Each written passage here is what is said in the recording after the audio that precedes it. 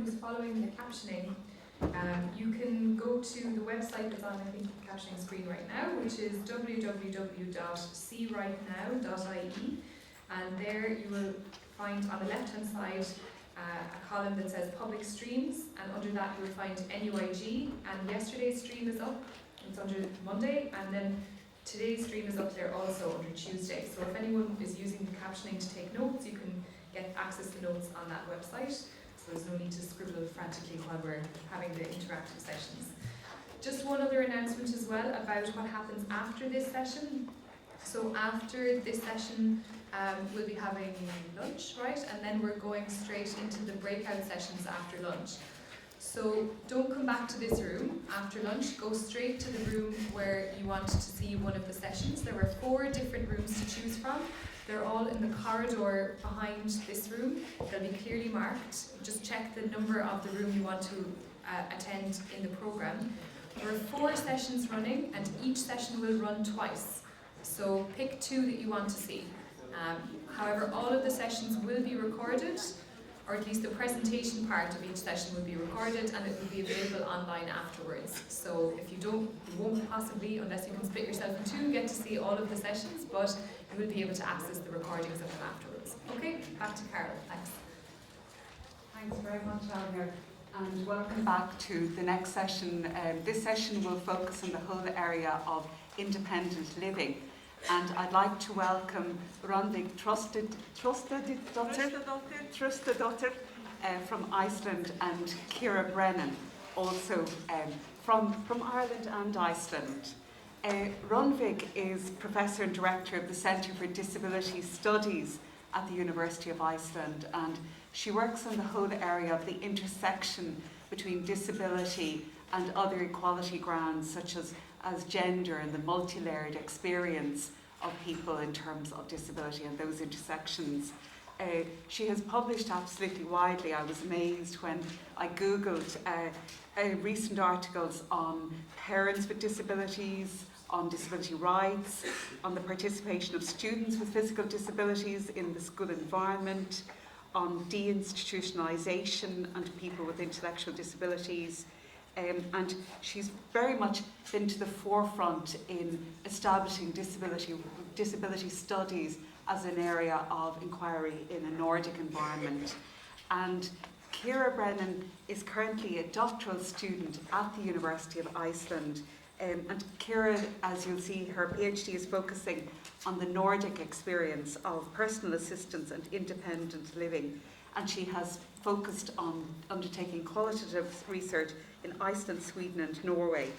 Before this, she was a research assistant at the National Institute for Intellectual Disabilities in Trinity College in Dublin. And they will today do a participative type exercise, working on focusing on the whole area of independent living. Thanks very much. Thank you very much. And good morning, everyone. I'm really sorry to drag you out of the sun. This is actually the warmest day in Galway this year. So I'm sorry about that. I also want to tell you that today is Iceland's National Day, and I just learned from one of my colleagues from Iceland that we enjoy today. We celebrate 70 years of independence.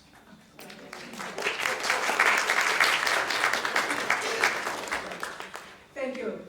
I also would like to share the fact with you that we are only 330,000 people, but still we are, besides Ireland, we are the largest delegation here. The most people here are from Iceland. And I just learned that my new colleague, Stefan, is here. So you are number 11. So there are 11 people from Iceland here, which is by far the highest per capita representation. So we're very proud.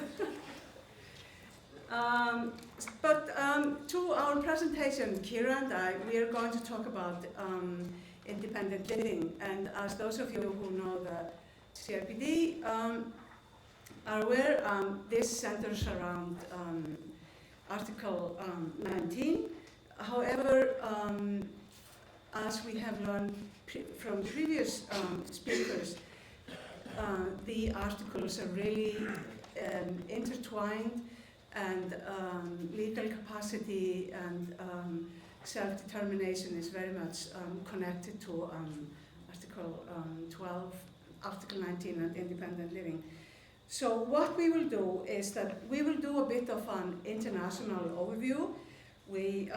I will start by talking about the origin of independent living, and that is in the US. And next, I'll focus on independent living today and on Europe.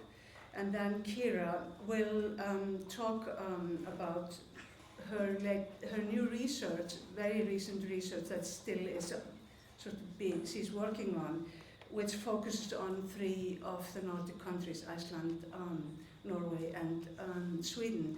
And together, I think we combine really recent new research and insights into the challenges today, together with history, which I will provide.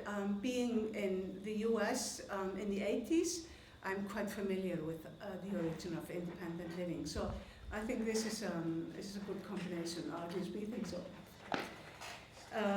I also, before I start, I want to say that when we talk about independent living, we are talking about a particular form of independent living, not in general people who live independently in apartments or apartment clusters or in a community. We are talking, as will become clear, about a particular form that has certain ideology behind it and has a clear history, has clear origins and stuff like that. So I'll start part 1 with the origin and history. And I will not start by talking about the CRPD, because independent living dates much before the CRPD came along. And so I think that this presentation gives us a good connection with the history before the convention, because there were a lot of people thinking in the terms that are sort of leading up to the convention. So it's important to realize that the disability rights didn't start with the convention, it started much earlier. And so I think it's good to have those connections with history. On this slide is Ed Roberts, who has been called the father of independent living.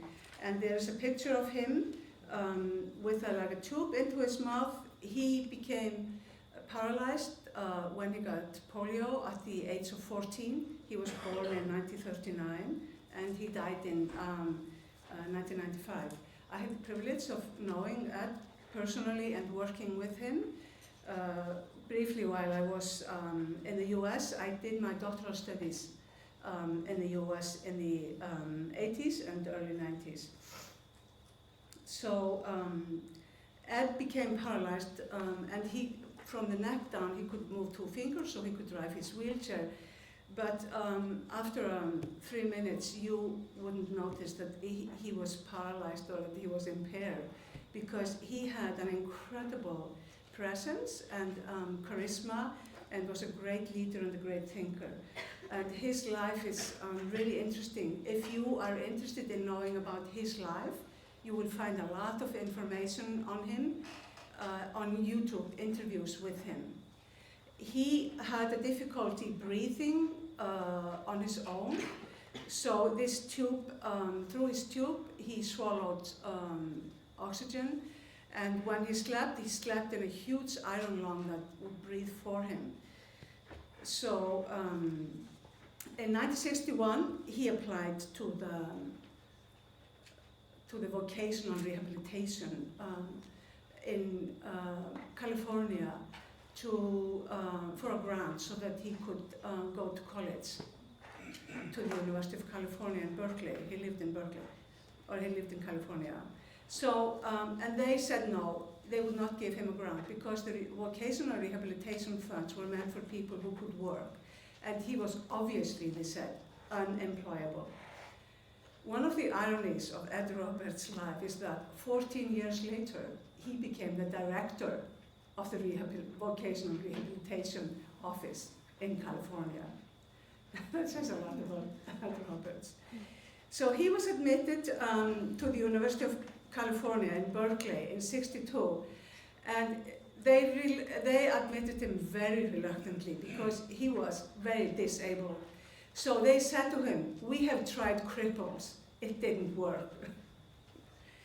But they admitted him, and he was the first student who had very significant disabilities, what was called very severe disabilities in those days.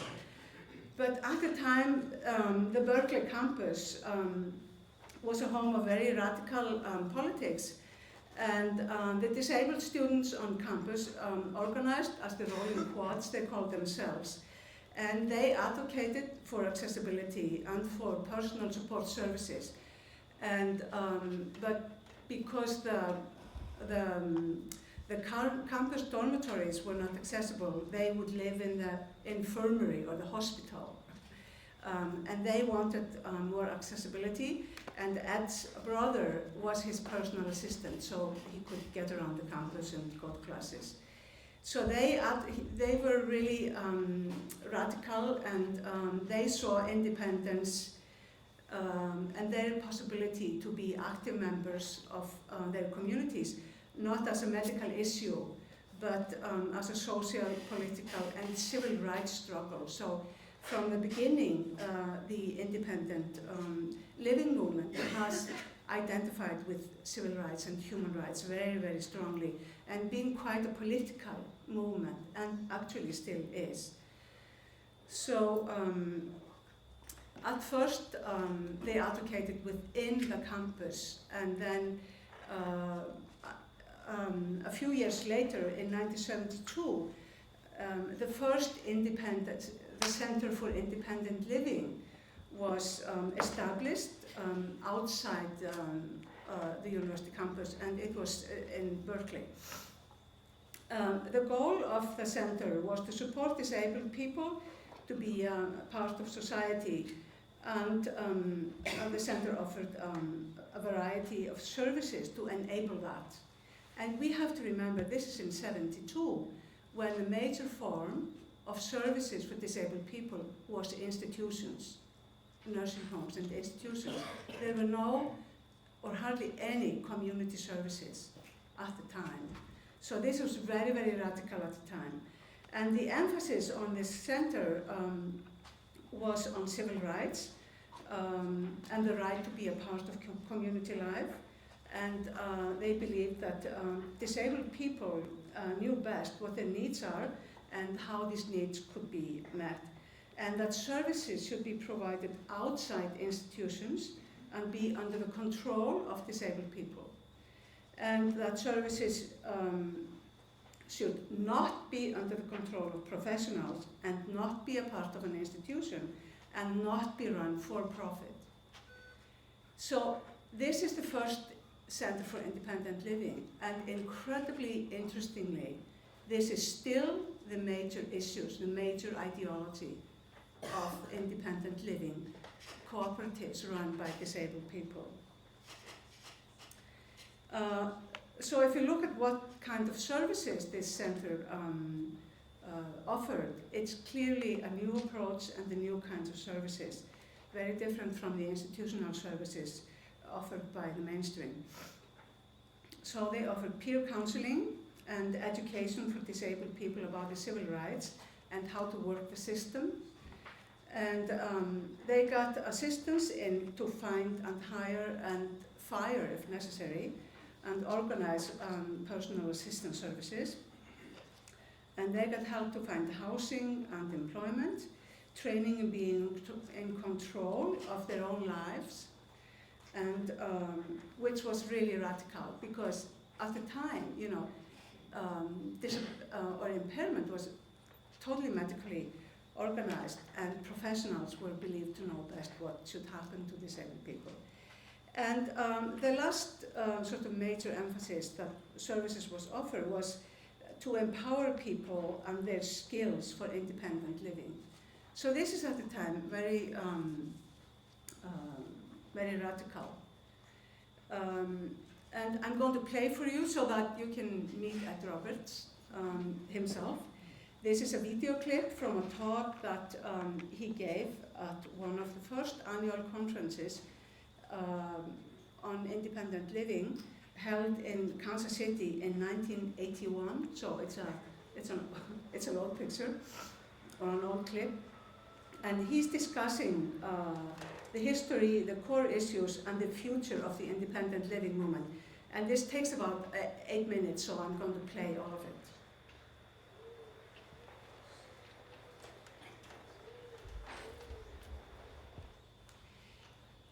For those of you who cannot see this caption, he's sitting in his wheelchair, and it's only him you see, and once in a while you see the sign language interpreter standing next to him.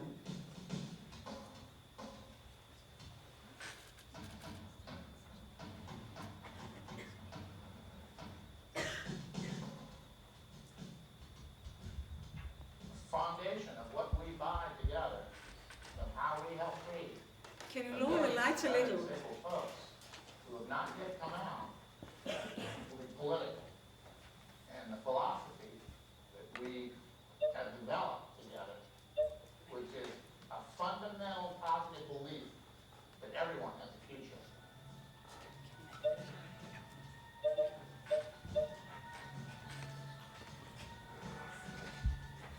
We recognized very early that the number one precept of independent living had to be that we had to teach ourselves how to fight. We had to learn the rules of rehabilitation, of welfare. We had to learn better than the agencies knew.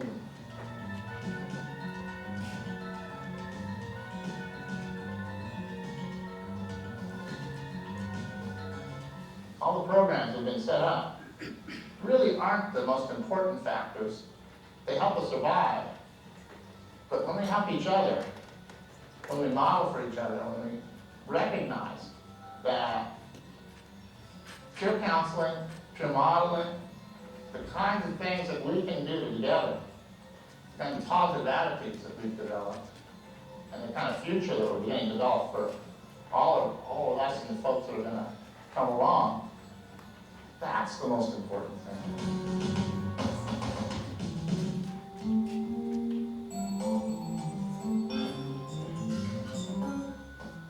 A few of us got a whole lot without having a real grassroots organization. That we don't have the organization yet to hold what we've won over these last few years. And I've redoubled my effort, and I know that a lot of you have, to go out and involve more people.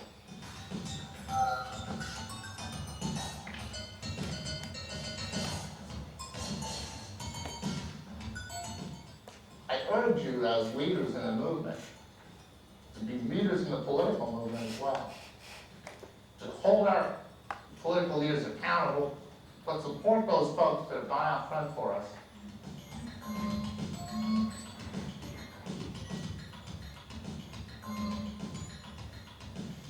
If we're going to turn this thing around, we're going to have to get our people out to vote.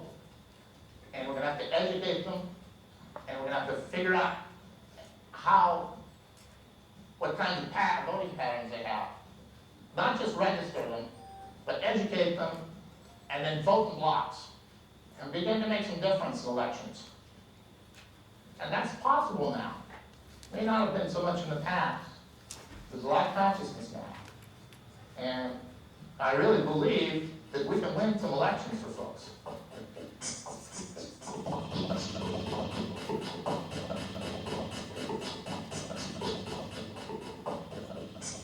And when there's maximum danger, when our programs are in the most jeopardy, there's also maximum opportunity to make changes in them, to fight for what we know we need, to make them more responsible to the needs of our people. And let's take advantage of that. Let's figure out some alternatives. Let's not just be naysayers.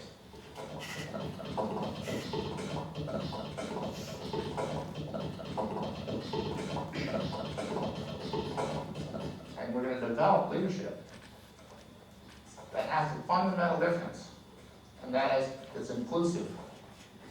It believes in people and in our strengths together, and that we are going to change our society, and that severely and profoundly disabled person is going to come back into our community, and when they do, there'll be an independent living center there ready to help them find housing, to help them learn how to fight for themselves, and then to join it.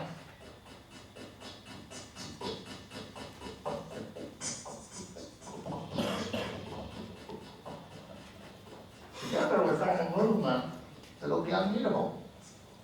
It's literally unbeatable, because it combines the values that we believe, that are under all of this bullshit. People really do believe that government has a role in helping those who have great needs.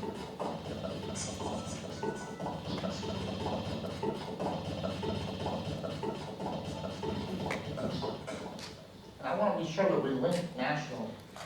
We don't forget that our linkage is our strength, and that we can support each other, that we can learn from each other.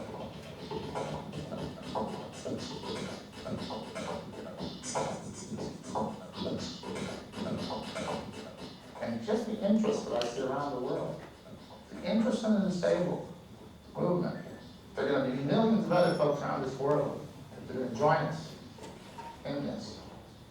And we're going to see a lot more free folks. We're going to see folks taking their places.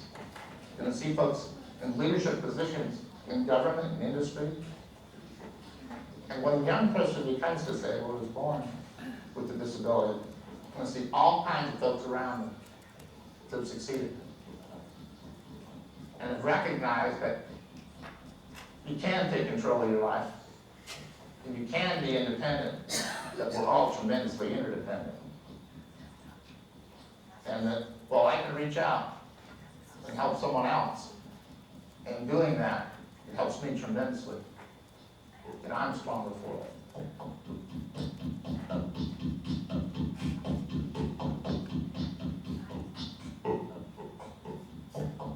I feel really reflective tonight because as I look out over the audience and I see so many folks that I don't know that are now so heavily involved in this whole process of independent living. I think back to some of the folks that have died in the process of fighting for freedom.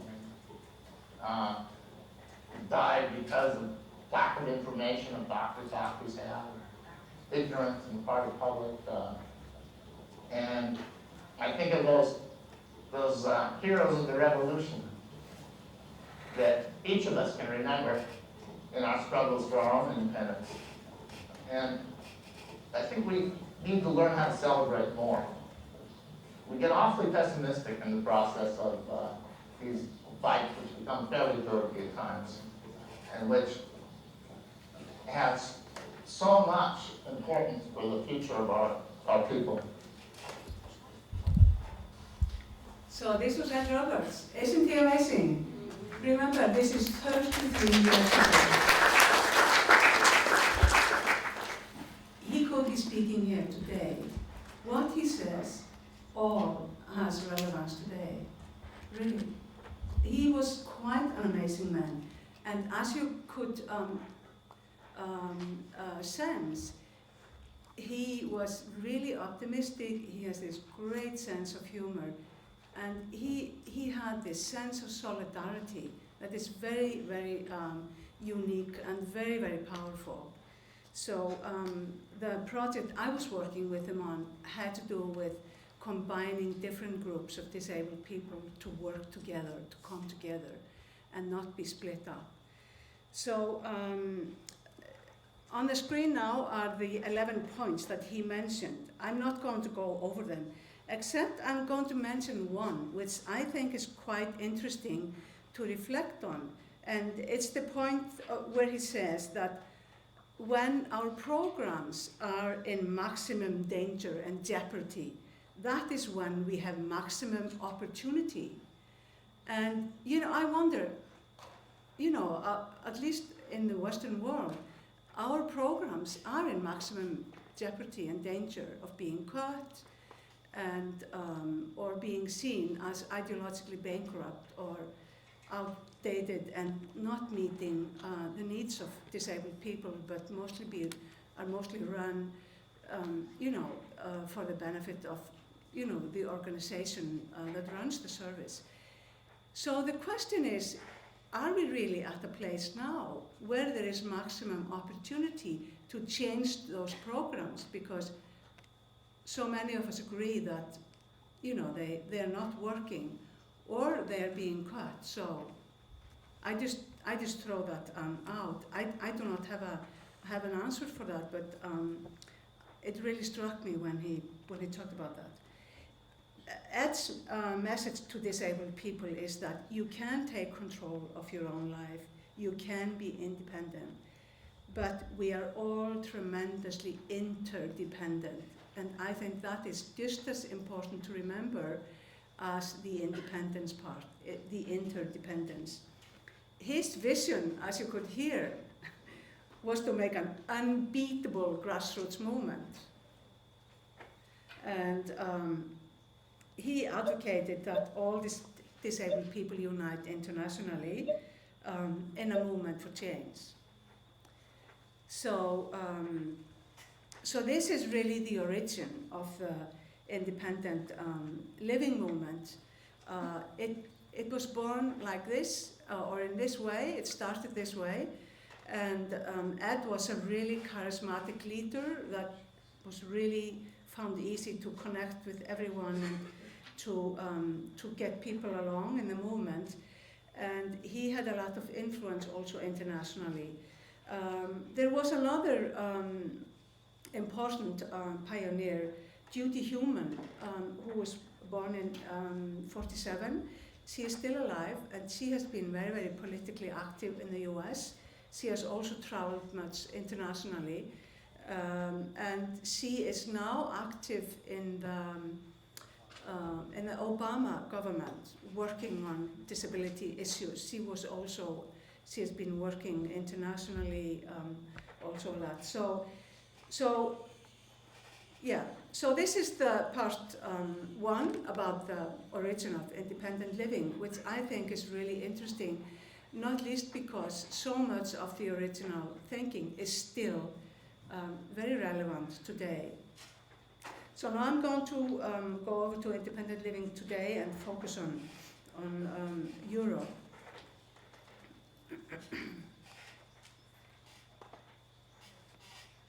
So it doesn't seem to be working.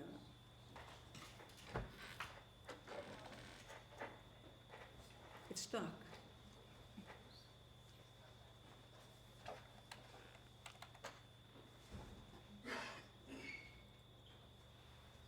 Thank you.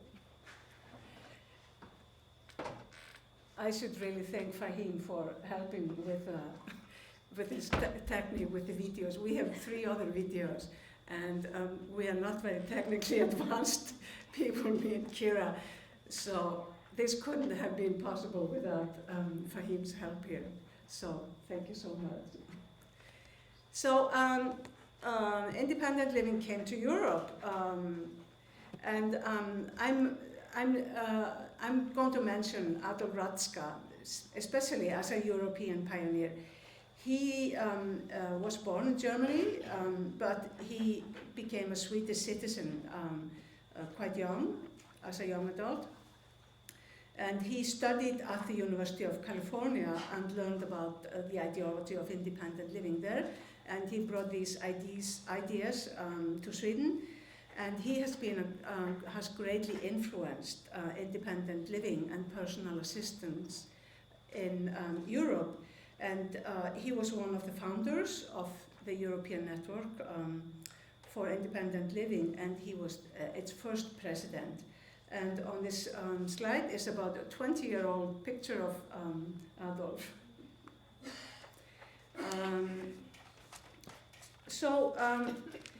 In my talk about what is going on today, I will mostly focus on the European Network on Independent Living, ENIL, which was established in '89. It's a Europe-wide network of disabled people, a forum for all disabled people independent living organizations and non-disabled allies who work on independent living. It promotes independent living and the implementation of the UN CRPD. And in the beginning, when the CRPD was new, it very strongly promoted that European countries would ratify the convention. It promotes equal opportunities for disabled people and fights against discrimination, works towards human rights, social inclusion, solidarity, peer support, deinstitutionalization, self-representation, and self-determination.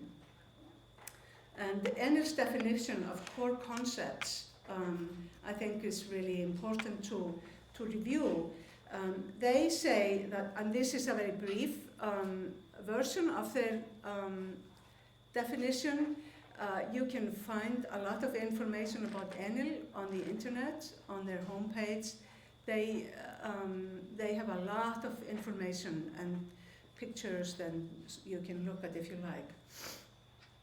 They say independent living is possible through the combination of a set of environmental and individual factors that allow all disabled people to have control over their own lives and the opportunity to have choice and to decide where to live, with whom, and how to live. Access to services should be provided for equal opportunity, allowing disabled people choice in the organization of their own daily lives. And independent living is the daily demonstration of human rights-based disability policy. Now I put up a slide with 4 photographs of people going about their lives. These photographs are all from the web of Uloba, which is an independent living cooperative in Norway. And one of the photographs shows a family sitting around the dinner table, and it's a couple with a little boy that looks to be like 1.5 or 2 years old, and the man uses a wheelchair. Another picture is of a father out in the snow. He's using a motorized wheelchair, and he's pulling his 2 little young children on a little snow jet behind him, and they're having fun. Those of you can see the slides. And then there's a slide of a person waiting for the underground train, and then a picture of a person outside shopping, and they're both using wheelchairs. At this point, I think it's important to say that independent living in this context does not mean being alone and doing everything by yourself, having the physical or mental or cognitive ability to do everything on your own. That is not the notion of independent living that the independent living movement is talking about. Independent living means that you get the assistance to do what other people normally do in their daily lives. That is independent living. Okay, the key to this form of independent living is personal assistance. And Enel identifies personal assistance as the tool for independent living. Personal assistance is earmarked cash allowance, money that people get, disabled people get, for the purpose to pay for the assistance needed. And along with this slide, on this slide is a picture of 2 people with their assistants, and they're both from an independent living organization, cooperative in Sweden called JAG, J-A-G, yeah. And it's a person shopping for shoes in a shoe store, and a man who is sitting at seems like a conference, listening to a talk. And now I'll play a short video where young people, disabled people in the US who are moving away from home, they talk briefly about how they use their independent or personal assistance services.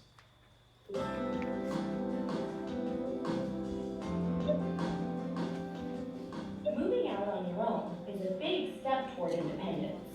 A personal assistant can make that transition easier by becoming a member of your support team.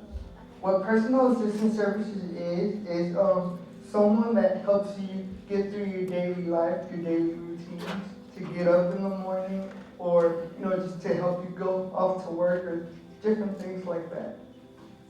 Cooking is the one that I need most help, because the rest of the stuff I can do it myself.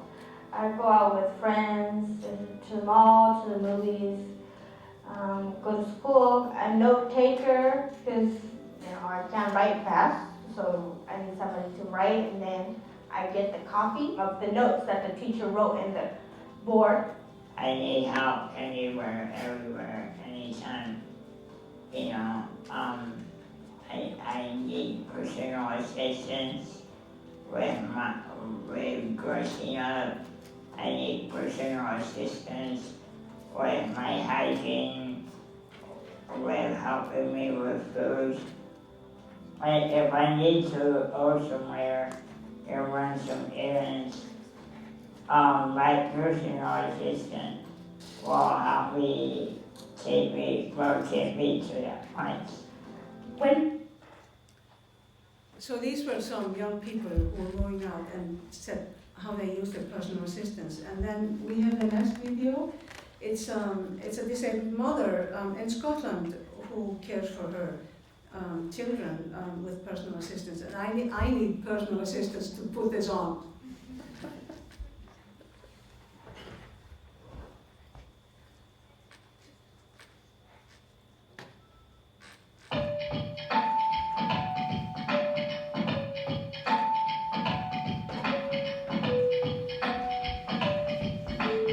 Hi, I'm Sheila, proud mum of 3 here, and his big sister Megan, who is at school at the moment.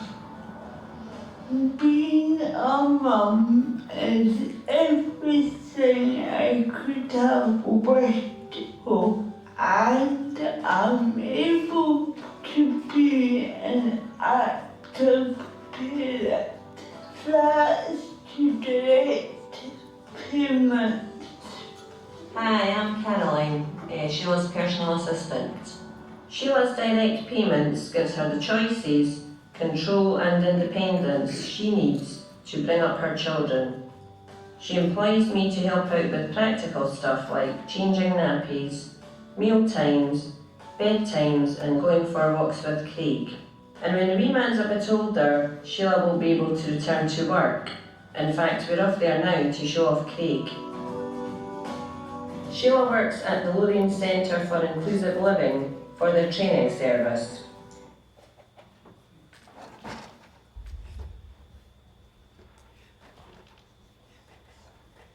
The video is a little longer, but I think these two short videos sort of reflect well what personal assistance is. It's not for any special heroic endeavors. It is the possibility to go about your everyday life like non-disabled take for granted. To take care of your child, to be able to be a college student, to move away from home, just everyday things, or the things that you need to do to go to work. So this is not rocket science, and it's not being like, people are not asking for anything other than a regular life, and have the assistance they need to lead a regular life. So I will continue with Enel's core definitions, or core concepts, definitions of core concepts. Very high on the agenda also is the deinstitutionalization. And sadly, I must say that this is still a very relevant demand, because we still have a lot of institutions just like in the 70s and the 80s when, in the 70s when independent living started.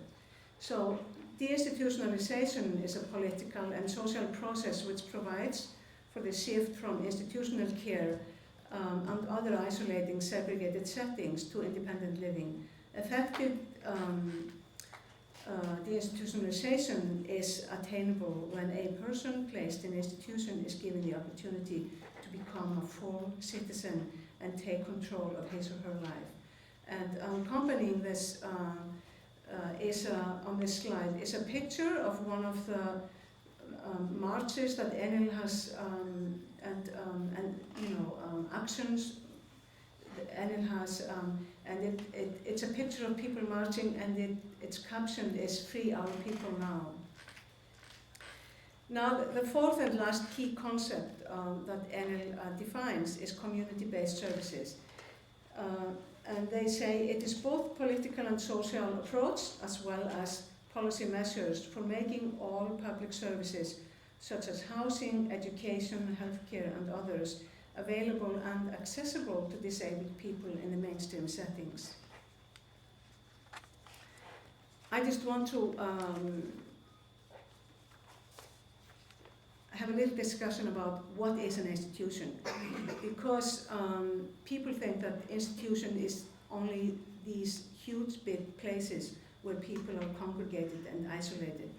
But the European Coalition of Community Living, which is a part of Enel, says an institution is any place in which people who have been labeled as having a disability are isolated, segregated, and or compelled to live together.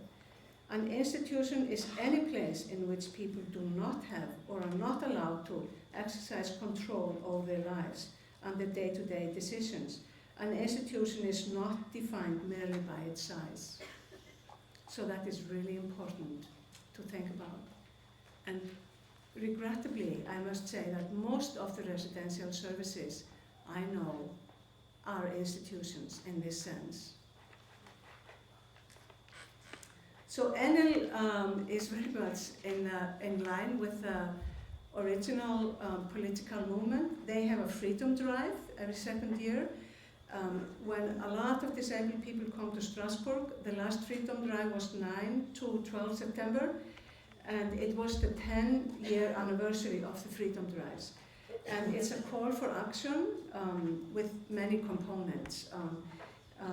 There is a conference, this happened in 2013. There was a conference where they talked about the future of independent living, and you can find information about the conference on the Enel website. There was a march to the European Parliament, and that's what they do every time they have a freedom march, and they address the European Parliament with their demands. They also have meetings with members of the European Parliament.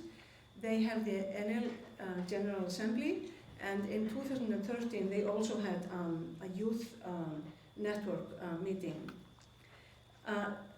The Enel Freedom Drive demands 2013 were 8, they always have 8 demands.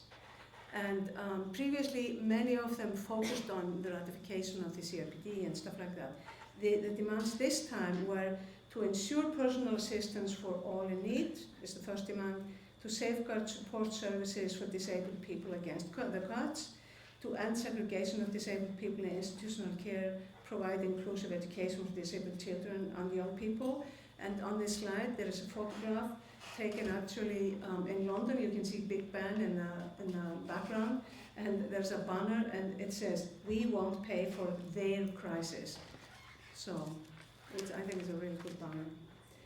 And the other demands from Enel is to grant disabled people access to employment in the open labour market, give all disabled people the right to make decisions, make the mainstream facilities and services available and accessible to disabled people, and to protect the rights of disabled women. And now, finally, I come to how independent living is related to the convention.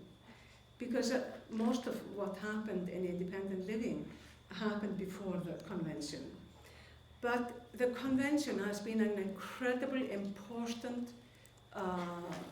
for the independent living movement, and has brought new weight to Enel and other advocacy organizations that have demanded for a long, long time the changes that are now articulated as international law, and that has been really, really important. So Article 19 is about living independently and being included in a community, and it sets out the right of disabled people to live in the community with choices equal to others, and requires states to take effective and appropriate measures to facilitate full enjoyment by persons with disabilities of this right and their full inclusion and participation in the community. And if you look at this and the articulation by Ed Roberts, it's the same demand, it's the same thing. And paragraph B of the Article 9 says, and this is a direct quote, persons with disabilities have access to a range of in-home, residential and other community support services, including personal assistance, necessary to support living and inclusion in the community and to prevent isolation and segregation from the community. I must say that very, very unfortunately, this paragraph has been wrongly translated in many, many languages. And personal assistance, which I have highlighted on the slide, is not translated as personal assistance, but some other support, whatever. In Icelandic, this was not translated correctly, and we have actually had 3 translations because we have vetoed the translations that we have been given. And so we have a correct translation now, finally. But I know in other countries, like in Swedish and other languages, this is not correctly translated. So I just want to conclude this part about Europe and independent living and this CRPD, is to reiterate that the principles of the convention are the same as the core concept of the independent living, about non-discrimination, about equal rights for disabled people, and with an emphasis on children also, equality between men and women, and the intersectionality of disability and gender and age, and self-determination, freedom to make one's own choices, the independence of persons, accessibility, and the respect for difference and acceptance of disabled people as a part of human diversity and humanity.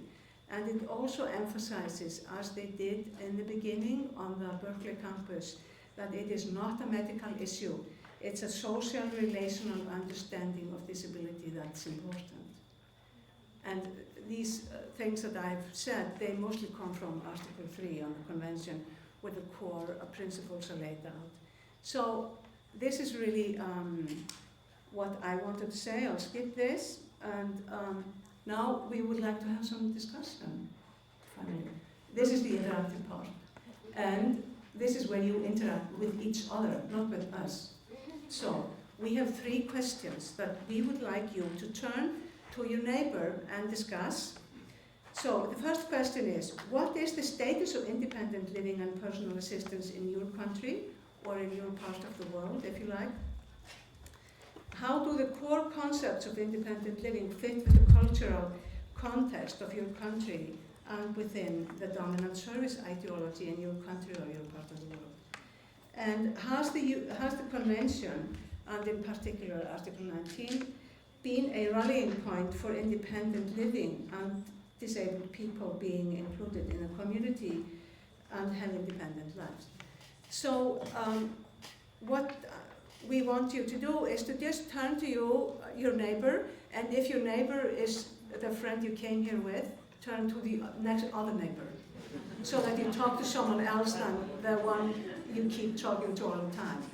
And please discuss these things. We unfortunately don't have much time, so like 7 minutes, and you're not going to report to us afterwards. Learn from each other. Hear what's going on about independent living in the world. So please, talk to each other. Continuing our story of independent living, I hope you learn from your neighbor what's going on in his or her part of the world. So now I will give it over to Kira, and here's a slide that says "The struggle continues," and it's a picture from California in the 1970s with Ed Roberts, and there's a sign that says "Civil Rights for Disabled." And then there's a picture from Ireland in a protest in 2012 that says "Protect our PA services." So the political struggle continues. And now Kira, I give it over to you. So for this last part, I'm going to address some of the struggles that have emerged from my own PhD research in 3 Nordic countries. So it's quite a specific context this time. The PhD research was conducted mainly with independent living organisations, but other stakeholders were also interviewed, including policymakers and administrators. So this is quite a multi-perspective from different points of view.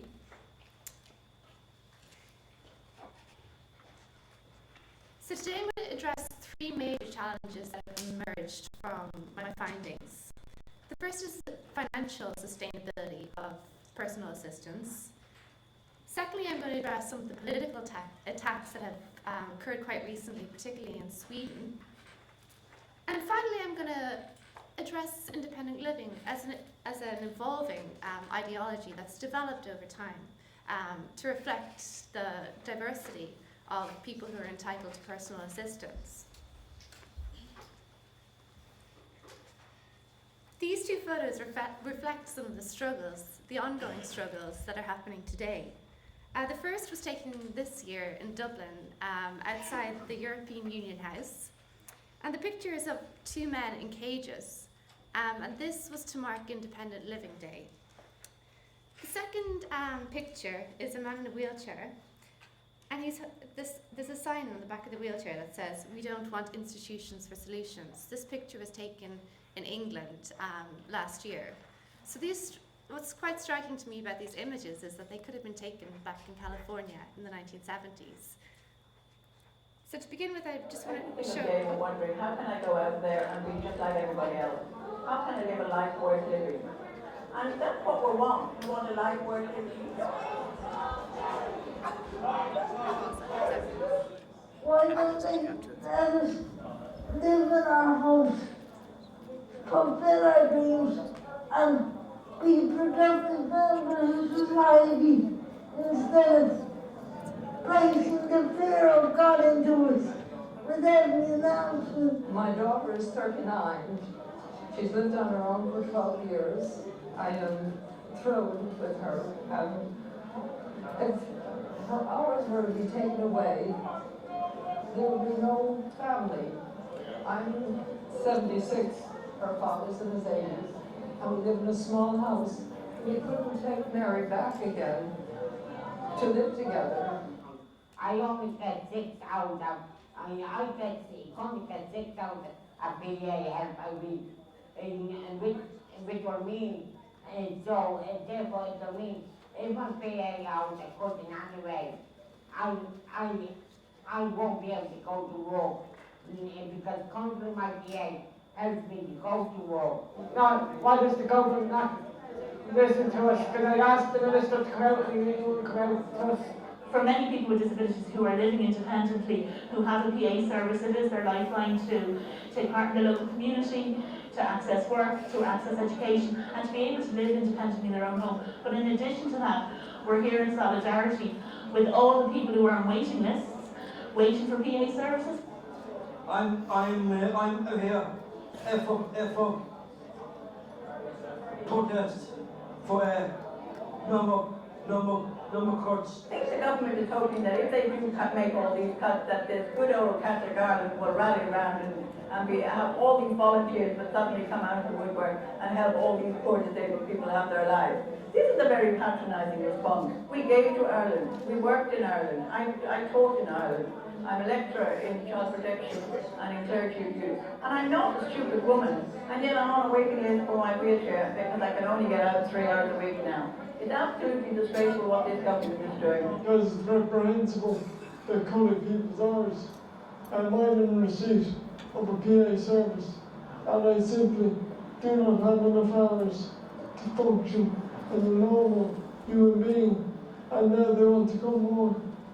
For people with disabilities to actually come out and to protest this, it takes an awful lot of effort and solidarity with people, and that it isn't about charity, it's not about vulnerability, it's about strength in numbers and about protecting everybody. If you listen to this here and now, Buckman, I'm telling you now, get the socks on now, or otherwise, the people of the pub have to know we've been all your discussions and all this going on. We had enough about it, we're sick of it. We're going to start singing, and we're going to be led by Donald initially, and we want everybody to join in. We shall overcome someday. Oh, dear.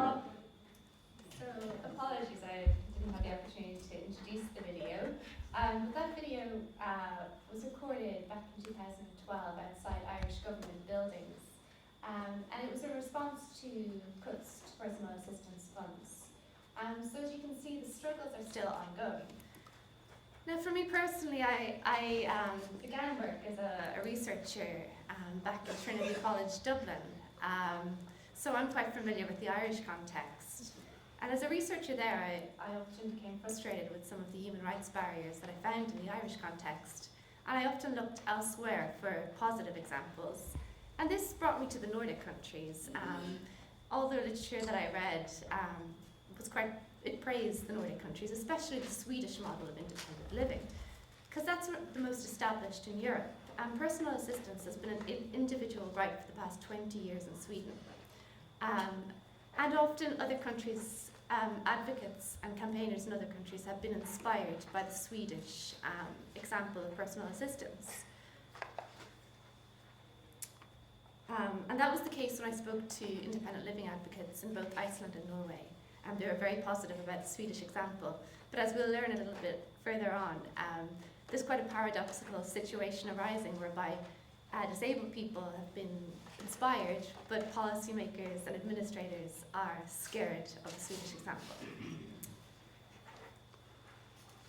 So the first challenge that I want to address today is the financial challenges associated with personal assistance. And this is one of the first barriers that I encountered when I began this research in Nordic countries. One of the issues that administrators were very concerned about was the rise in the demand for personal assistance. Not only the rise in the demand, but the rise in the cost for personal assistance. And this is a very important point to make. It's not necessarily because personal assistance is more expensive than other services. The issue is that people that I spoke to who've never used services in the past have now an opportunity to use something that's applicable to them. So while before they might have relied on unpaid family care, they might have put themselves at serious risk in order to avoid living in a group home or an institution. Now they can finally apply and enter the system for the first time because it's something that they really want. Another issue is that people who left group homes to transition to personal assistance services, the money remained in the group home. So for the municipality, this person was all of a sudden an additional cost on top of the established system. So this is where the financial concerns of municipalities were arising. And a lot of people referred back to the Swedish example because this is often used as the scary example of the increased cost of personal assistance. So for example, in 2008, personal assistance cost 2.8 billion euro in Sweden, and this is a very scary example that administrators or policymakers were using elsewhere. This entitles 15,970 people to personal assistance. And people who use personal assistance generally have quite a high number of hours per week. So the average is 122 personal assistance hours per week. The cost per hour of personal assistance was 28 to 31 euros. And the interesting point to make about Sweden is that it has the widest variety of personal assistance providers. And I'll just give you a quick breakdown of the statistics. 35% of personal assistance is provided through municipalities, local governments. 50% of personal assistance is organised through private for-profit company. 9.5% is arranged through a user cooperative. So Rannveig mentioned some of the ideology behind the user cooperative. And 2.5% of personal assistance is arranged by the individual who uses the personal assistance. And when I spoke to people, a lot of people were quite scared about the responsibilities that they had to take on once they received personal assistance. Often people were faced with employer responsibilities and financial and ministerial, so they needed support from an outside organisation in order to manage this new system.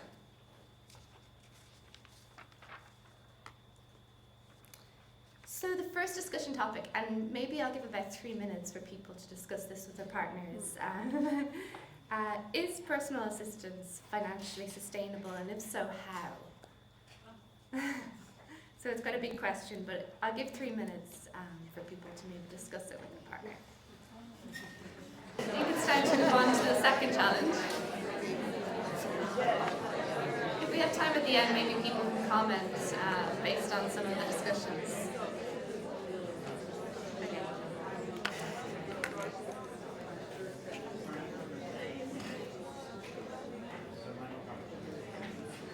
It's frozen.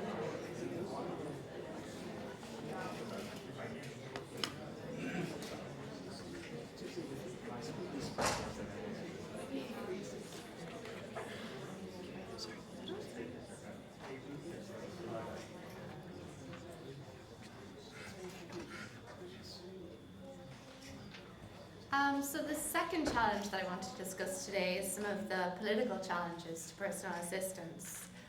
Within Nordic countries, personal assistance was implemented within relatively complex systems of government, existing systems. So for instance, in Iceland,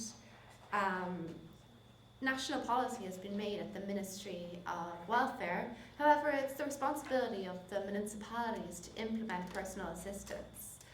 So when I spoke to people, often the national policy didn't reflect the reality. And a lot of the time this was to do with the disjuncture between several levels of governance that were responsible for personal assistance. As I said already, personal assistance has been implemented quite extensively prior to the UN Convention. So when I asked people about the convention and the impact on the convention, especially in Sweden, there was very little knowledge and very little utilization of the convention as a political tool. And the reason for this is that organizations were often reacting against quite harsh measures and cuts that were happening at the time, and there wasn't much room for the convention. In Iceland, there was a lot more discourse around the convention, which was quite surprising because Iceland was the one country of the 3 that had not ratified the convention at the time, which was quite interesting. But certainly there was a lot of discourse about the convention, and the convention was being used as a tool to persuade government to enact personal assistance. And that was, there was a small group of leaders who were really pushing this, and they were, they were in the media and they were using their voices to really get this into the public discourse.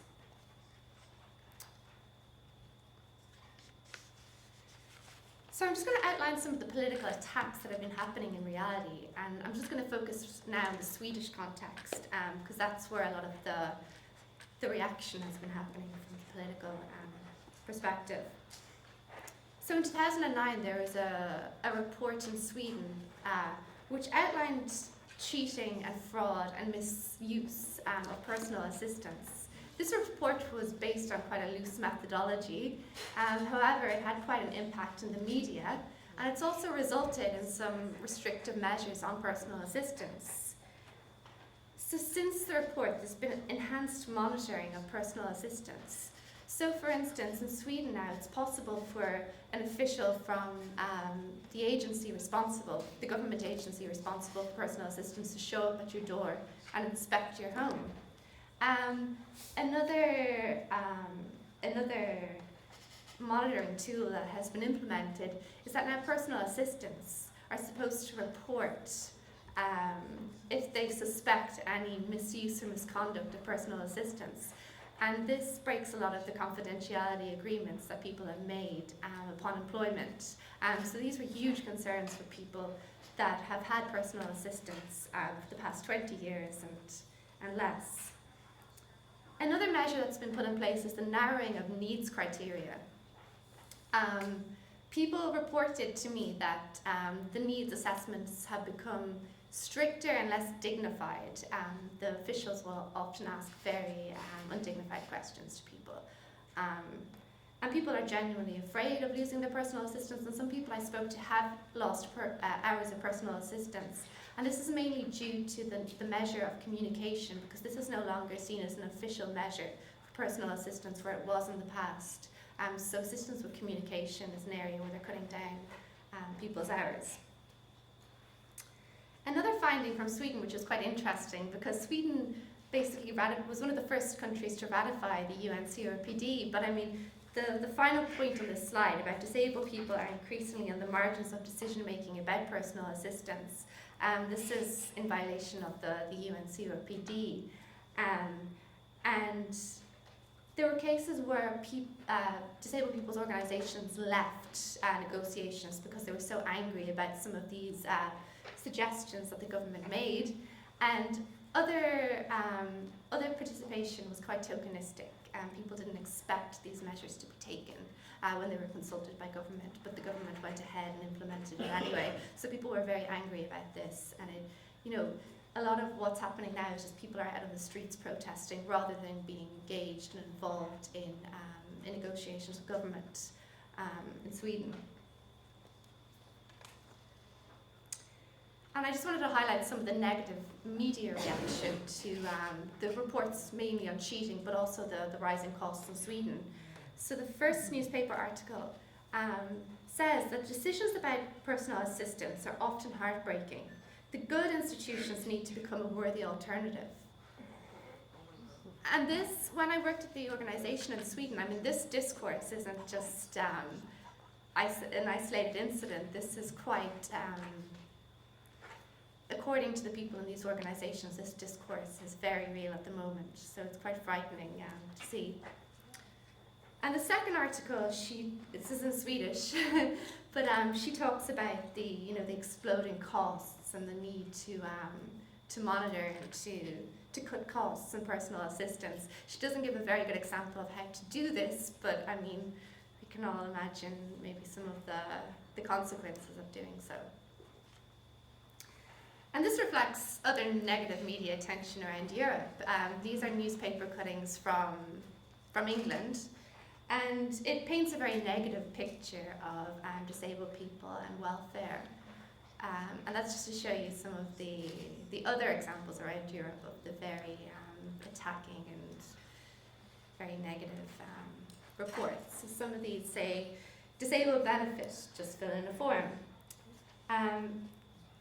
75% of incapacity claimants are fit for work, and 75% on sick are skiving. So this discourse is out there in the media.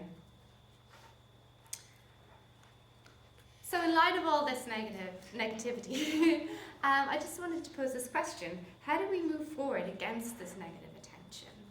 Because this is real, this is happening right now, and this is the facts that people are facing and struggling against. So I just wanted people to maybe discuss it and see if you come up with any ideas. I'd love to know as well if you have any, because this is one of the big questions that we're faced with at the moment. So maybe 3 minutes just to discuss this topic. We have very limited time left before lunch. So what I might do is I might move on, and then if we have maybe 2 or 3 minutes at the end, I'll have time for questions or comments based on the discussion. So now we come to the final challenge, and that's the ideological challenges. When I began this research, I had read a lot of what Rannveig presented on today and a lot of the key concepts underpinning independent living. And the key concepts that emerged most from the literature were choice, control, and independence. These weren't just used as political tools, but they were used to develop the ideology also. But what I found when I went into the field and I spoke to people in the independent living movement is a lot of other concepts were very prominent, even more prominent than choice, control, and independence. For instance, a lot of people put a lot of emphasis on the idea of a free life, or a normal life, or a good life.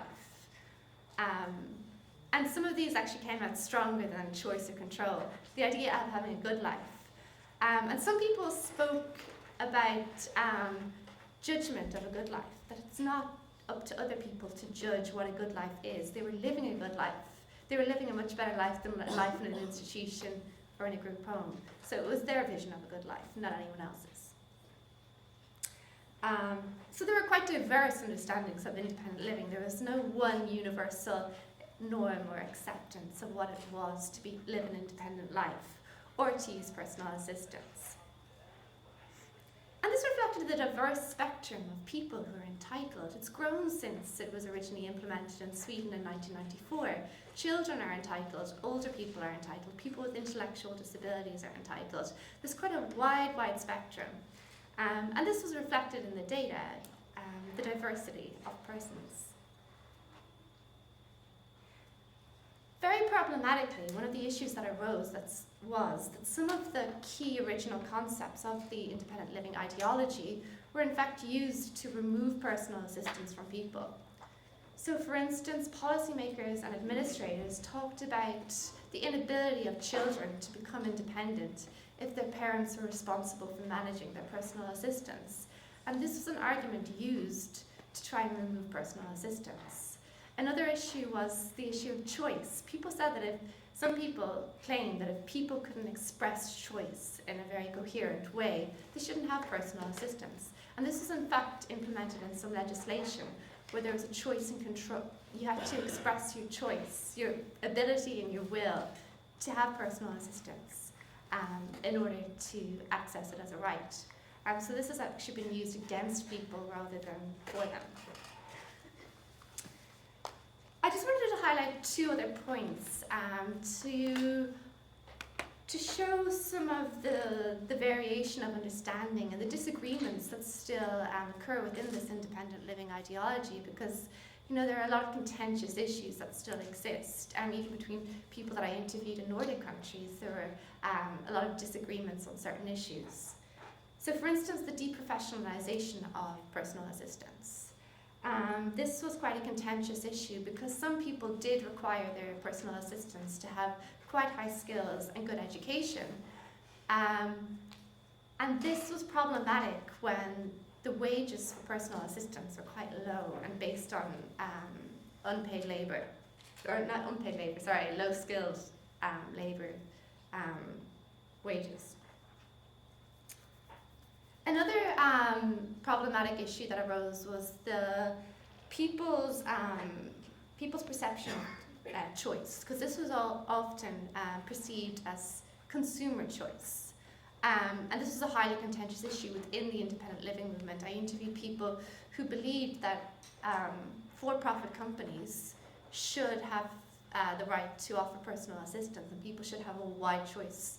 Other people disagreed with this issue, that that for-profit companies should not have the ability to make money from personal assistance, because often people worked for free to manage some of the extra costs, the additional costs of arranging personal assistance, which is often very, very complex and requires a lot of responsibility. So this was another highly contentious issue that people disagreed on, and this came out quite strongly in the data. Now, I was originally going to ask a question around this last challenge. However, I think it might just be a good idea to open it up to the floor and see if anybody has any questions or comments about the entire presentation, both mine and Rannveig's presentation. Yeah, we're going to finish at 10 past, so it's going to be quite quick. So for either, if anyone has a question for Rannveig or I.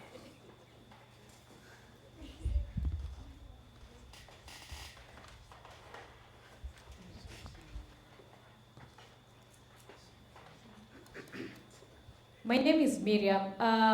Thanks for your presentation. My biggest question is, for us, I'll talk about Kenya, which I'm very familiar about. We do not have personal assistants, and what we have is persons with disabilities within the community being provided for support by the members of the family within that community, or even a friend within that community, the person referred to as a friend. And our state does not provide so much support. What they provide for is a social protection program, which is very little, about 15 to 20 euros. And that's per month to cater for everything, your medication, if you want to buy an assistive device. So in such a situation, how do you ensure that persons with disabilities live independently in the society?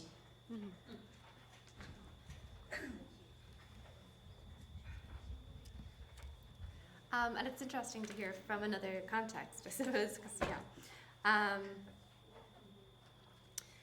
even within Sweden, I mean, before people had the right to personal assistance, people relied on family members to provide personal assistance, or maybe friends. So it was a similar situation back then, and the thing that changed it all was adequate funding and legislation to give an individual rights. So without adequate funding, people relied on family members to provide personal assistance. So there was kind of that situation not so long ago in Sweden. So adequate funding and, I mean, organizations as well, of independent living organizations, were grassroots independent living organizations were essential within Sweden, within a Swedish context, to do so. But I mean, there's still a lot of controversy around the issue of family members working as personal assistants. I mean, this is a very contentious issue today. And what a lot of people talk about is the choice to have a family member work as a personal assistant, as opposed to some countries whereby you're forced to have a family member work as a personal assistant. So people that I spoke to wanted to have the choice to have a family member, but if that wasn't the case, then they wanted to have the finances in order to hire somebody outside the family. Maybe to do something that you don't want your mom to accompany to do. But this is in a Swedish context. I mean, it's important to understand Nordic countries in terms of, people are quite independent from what I've witnessed. So it does reflect the kind of cultural context there, and it's quite an independent living society. I mean, most people that I know kind of move away from home to go to university, so that's just the norm in the society. And personal assistance reflects that. I think we'll just take two people have put up their hands, and perhaps we can continue the discussion over lunch. So the two people just here who have signalled that they're going to take. Sorry, thanks. My name is Joanne, and I was just very interested to see the presentations today. I really welcome them. I think they were very interesting. I think the whole issue of PA services has been high on the political agenda in Ireland over the last 2 years. And even some of the photographs of the people that were outside of the Dáil campaigning for it. And my own organisation recently did some research into PA services, and what we found, and I'm just interested to see, does it reflect what's happening in the Nordic countries, is that a lot of times the type of services that are now being sold as PA services aren't actually PA services at all. Yes. What they're more home support services, there's no or very limited choice and control over the type of service. And then I suppose the flip side of that is, in light of the current austerity programs that are taking place across Europe, that people feel they can't challenge that. So leaders themselves feel that, this is what our research found, that many of the new leaders felt that they were unable to challenge, I suppose, the limited interpretation of PA services and the limited service model that they were being provided or being offered, because they feared that if they challenged what was there, they'd lose all services. So it was very interesting how, at the same time, we have quite an international and national demand around the UNCRPD and much more political articulation of the rights of people with disabilities. And one of the very basic services that has been around in Ireland for a while is being eroded in front of our very eyes, and we are finding it very difficult to have that debate exercised. So I was just wondering, was it the same in the Nordic countries? Well, to begin with the let's take the other question. we'll take the question first. Yeah. Hello? Hello. Hi. What kind of, I've been wondering about this for a pretty long time, but it's the use of the idea of independence and the word independence. Because I think, I think it doesn't really quite catch what we mean by the notion of like a free life, freedom of a choice and the freedom of achievement. And well, my question is, like, really, don't you think that there could be a better way to express this? Want to take any questions? Okay, to address the first question, I mean, one of the major barriers in this area is the use of tokenistic language. Sometimes this language has been hijacked to paint a picture of services that are in no way reflect independent living. And I think we have to really be clear about what it is in order to, address the misuse and hijacking of some of the key concepts, because often you read policy documents and they're full of lovely romanticized language, and they're just they're aiming at something completely different. So I think that's something that really needs to be highlighted. We have to be very, very clear about what we're talking about, and not let these concepts be hijacked by people who are doing the opposite. In terms of austerity, it's quite interesting because in Iceland, personal assistance reforms have been implemented since the huge financial crisis in Iceland. So people took that opportunity to look for something new. And we had quite a few leaders who were quite involved with the university also, and they kind of took that opportunity to argue for something new and something innovative. And this reflects other countries too. I mean, when personal assistance was implemented in Sweden, it was during an economic recession, which is quite interesting, but often people had quite close connections to the politicians at the time. And the interesting thing about personal assistance is it's usually apolitical. I mean, it seems to gain support from the right and the left and everything in between. So it's interesting in the Irish context because, I mean, cuts are happening everywhere, and it's a really difficult question to answer because, I mean, I wish I had the answer to it. We need strong leaders, and we do need to highlight what is not independent living. Also, I mean, cost analysis have been useful in the past, where you can show that, the cost of personal assistance and a lot of the indirect costs associated with other services have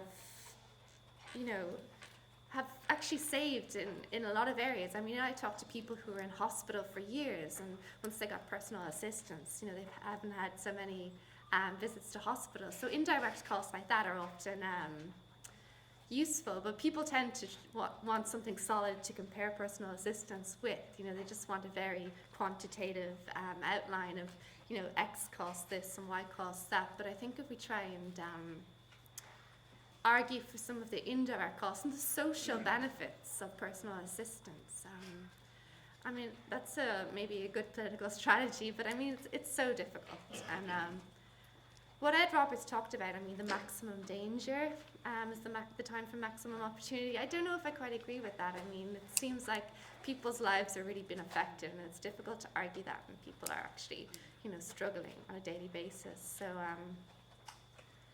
I think, it would be good to organise more and to in Iceland, it's quite a small country, so the women who are leading this have great access to the media.